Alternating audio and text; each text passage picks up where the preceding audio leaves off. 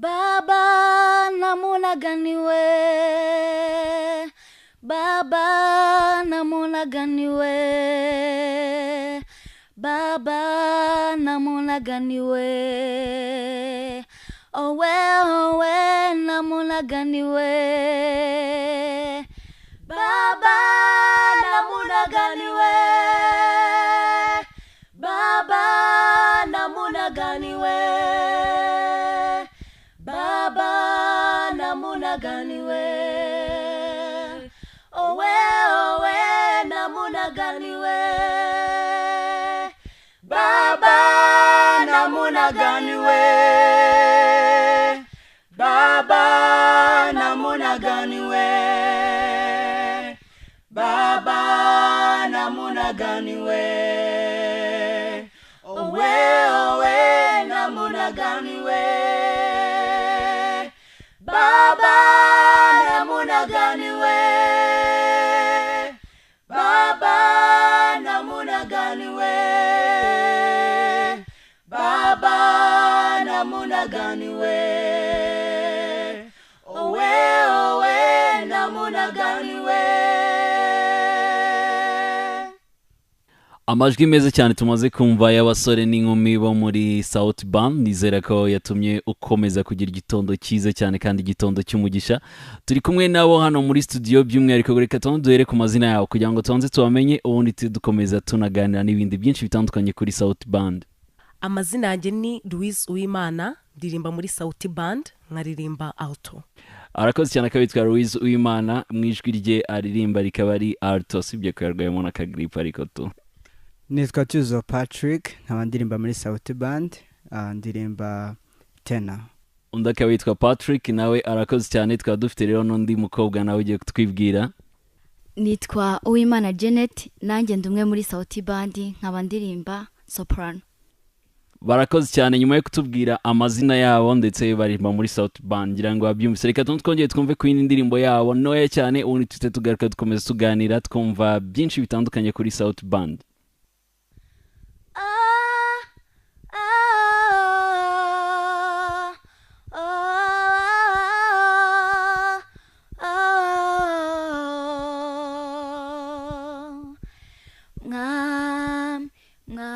Ndaje imbere yawe ngushimira ineza yawe, urukundo rwawe rurangose, ubuntu bwawe buranyuze,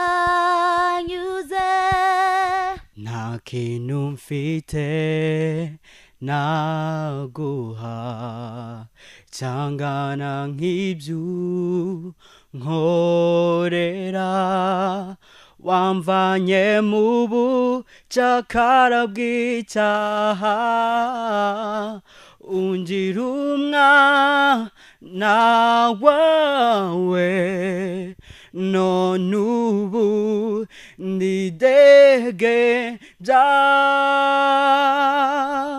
uzaniye indirimbo yanjye nk'umubavu umuraneza, sinzahwema kuririmba ubuntu n'urukundo rwawe rutangaje, wambereye isoko y'ibyishimo n'amahoro temba nk'imigezi. Why do we do the things we do when it hurts you? I never understand why. We're at a place in our lives where we're tired of all the lies and the pain we feel inside. I wanna make it right. I have nothing else to give except my life. Please accept my offering. I present my body, my sacrifice, holy, yeah. I'm running back to you with my hands lifted high. I give you my heart and I give you my life. I don't mean to be emotional, but sometimes I cry when I think of all the pain that I caused you inside.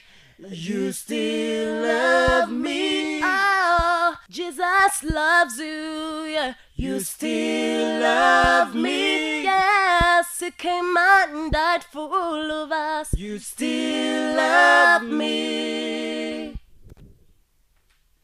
ku muntu wumvise South Band uyu munsi introduction ushaka kumuha ni iyihe? Ni ukuvuga wenda imaze igihe kingana gute, igizwe n'abantu bangahe, se ni famille cyangwa se n'abantu bavuze tureka dore hamwe tubashe kuba twakora South Band? South Band yatangiye mu mpera z'umwaka wa 2016. Dutangira Light Church Kabuga. Navuga ko turi nk'umuryango ariko ntago duturuka ku babyeyi bamwe. Twamaranye imyaka myinshi, twarakuranye, tumaranye nk'imyaka nka 11 hafi.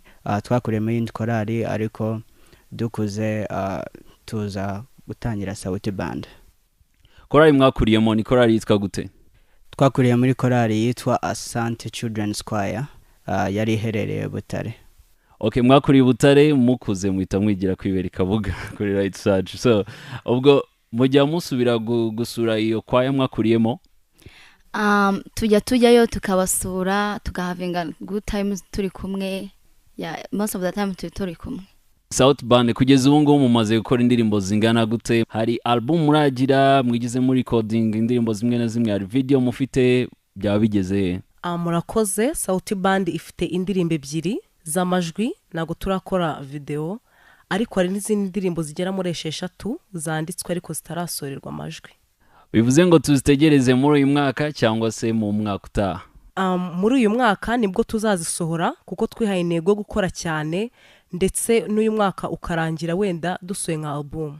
Indirimbo mumaze gukora n'indirimbo zitwa gute na gute? Kuzibona niyo umuntu ashaka kuba yazisanga? Tumaze gusohora indirimbo ebyiri, imwe yitwa Mwami Ndaje, iyindi ikaba yitwa Uri Imana. Zaboneka kuri YouTube no kuri SoundCloud. Reka dusoze tuvuga gutya, gahunda mufite muri uyu mwaka ni gahunda imeze gute nka South Band? Ahantu bashaka kubasanga, abantu bakavuga ati barabana n'abakunze no mufite indirimbo zaho ni sawa, nshaka kubona bari kuririmba live, haba ari he na he mushobora kuba mufite wenda plans zo kujya gukora ama concert babatumiye kuri church ni Light Church Kabuga? Ahandi hari umuntu ashaka kubasanga ni he?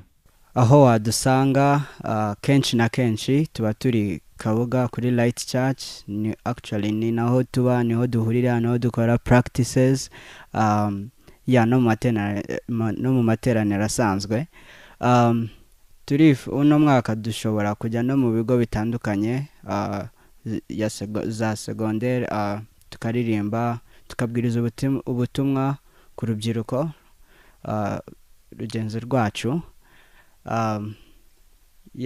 Tuzategura na concert, hari na concert tuzajyamo kuri tariki 21 y'uku kwa mbere, yateguwe na Babu Melo, yitwa A Living Sacrifice of Worship Night.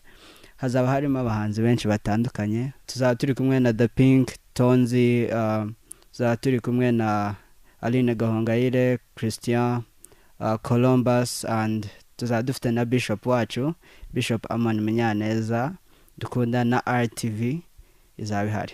Barakoze cyane rero South Band niho twaganiraga nabo ku ndirimbo zabo ebyiri batuzane. Ushobora kujya kuri YouTube wandike Pasco na Kurori tusanga indirimbo zabo uko ari ebyiri, Mwami Ndaje ndetse na Uri Imana.